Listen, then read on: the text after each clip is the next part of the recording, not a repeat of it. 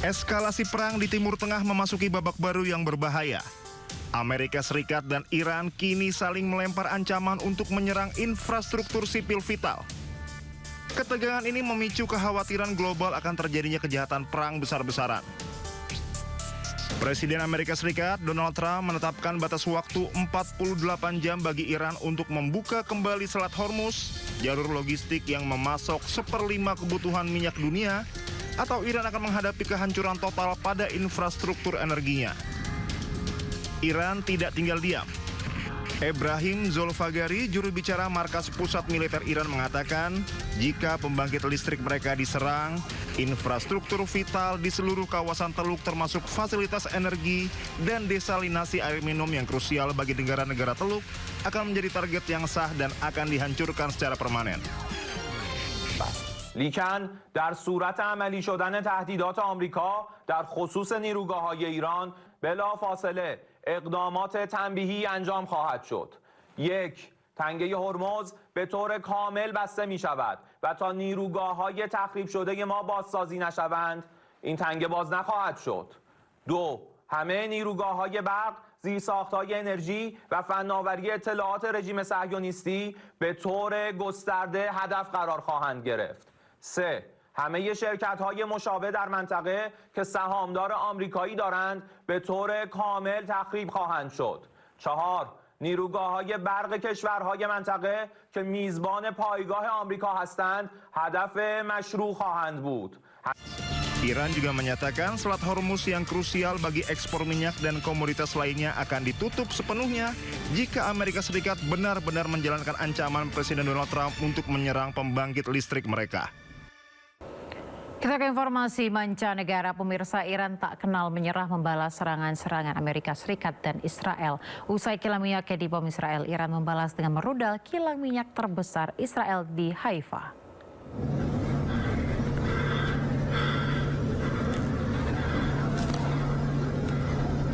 Ledakan hebat terjadi di kilang minyak Bazan Haifa, Israel. Kobaran api besar tampak usai kilang minyak dihantam rudal Iran. Kilang minyak Bazan merupakan kilang minyak terbesar Israel yang memproduksi 197.000 barel minyak per hari.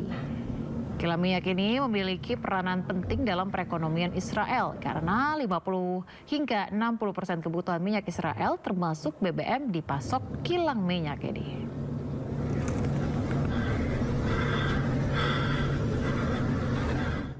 Setelah sempat diisukan telah meninggal dunia, Perdana Menteri Israel Benjamin Netanyahu kembali muncul di publik. Kali ini pemirsa, Netanyahu mengecek lokasi terdampak serangan Iran di Dimona, Israel Selatan.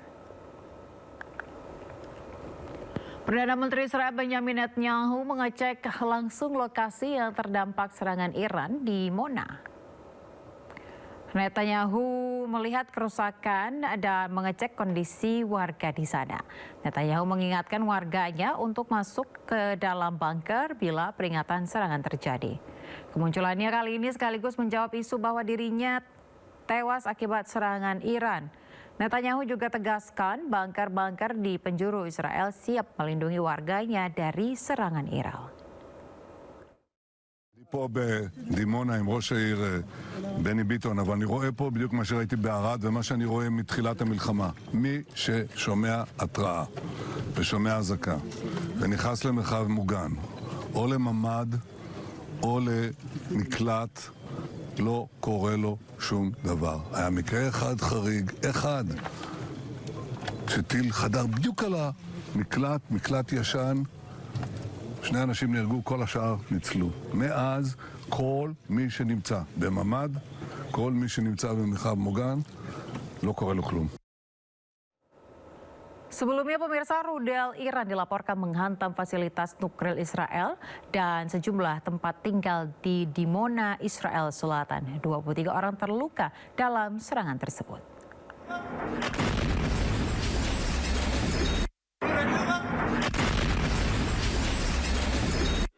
Rudal Iran dilaporkan menghantam sebuah bangunan tempat tinggal di Dimona, Israel Selatan. Sedikitnya 23 orang terluka dalam serangan tersebut. 2 korban termasuk seorang anak dalam kondisi stabil, sementara 21 lainnya mengalami luka ringan, sebagian besar akibat terkena pecahan peluru. Sejumlah rumah mengalami kerusakan parah, begitu pula dengan kendaraan yang terparkir di sekitar lokasi terdampak.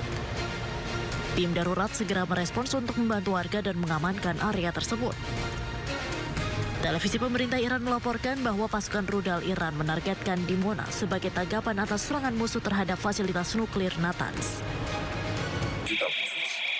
ממש ראיתי את הפיצוץ, עדיין כואב לי האוזניים, אני קצת עדיין ברעידות.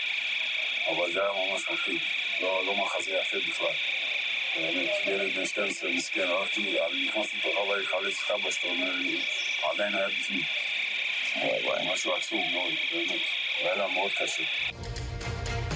Ketegangan di Timur Tengah meningkat sejak operasi gabungan Amerika Serikat dan Israel terhadap target Iran pada 28 Februari yang dilakukan di tengah perundingan diplomatik yang sedang berlangsung untuk membatasi program nuklir dan rudal Iran. Teheran menanggapi dengan serangan terhadap posisi militer Israel dan Amerika Serikat dengan ledakan dilaporkan terjadi di berbagai negara teluk.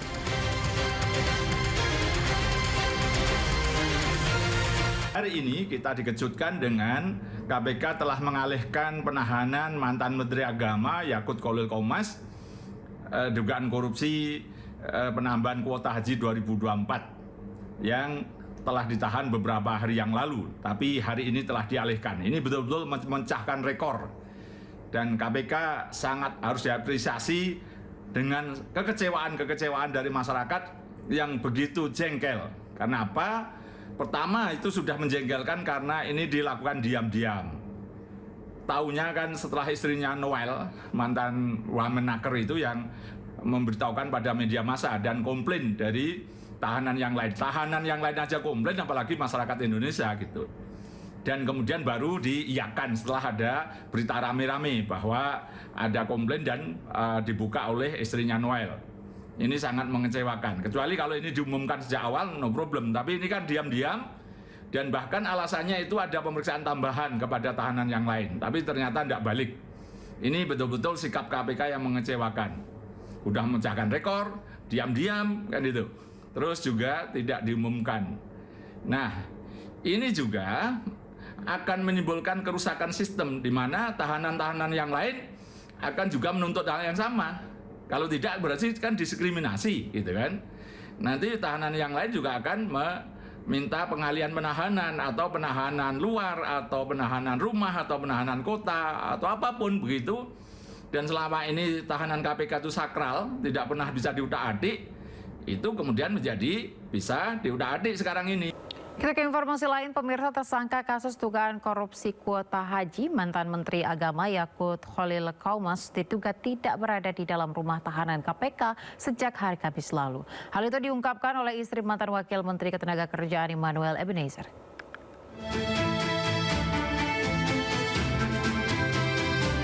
Para keluarga tahanan KPK berkunjung untuk memanfaatkan momen Lebaran Sabtu pagi. Salah satunya istri mantan Wakil Menteri Ketenagakerjaan Immanuel Ebenezer, Sylvia Rinita Harefa. Dalam kunjungan tersebut, Sylvia mengungkapkan bahwa mantan Menteri Agama Yakut Khalil Qomas tidak berada di rutan KPK sejak Kamis malam. Tadi sih sempat nggak ngelihat Gus Yakut ya. Infonya sih katanya keluar hari Kamis malam. Oh gitu. Keluar hari Kamis malam. Iya. Pekan ini ya berarti. Iya. Keluar Kamis malam pekan ini. Iya, sebelum hari Jumat ya kalau nggak salah. Infonya sih katanya mau diriksa ke depan, tapi sholat Id kata orang-orang dalam ya nggak ada. Beliau nggak ada. Berarti sejak Kamis malam pulang itu satu dengan sholat Id rekan-rekan di rutan tuh nggak pernah ngelihat. Nggak ada. Info tadi terakhir jam 7:10 kata menurut info dari dalam ya. Gitu sih. Dalam pernyataan tertulisnya, Komisi Pemberantasan Korupsi mengalihkan penahanan tersangka kasus korupsi kuota haji 2023-2024 Yakut Khalil Qomas menjadi tahanan rumah sejak Kamis malam.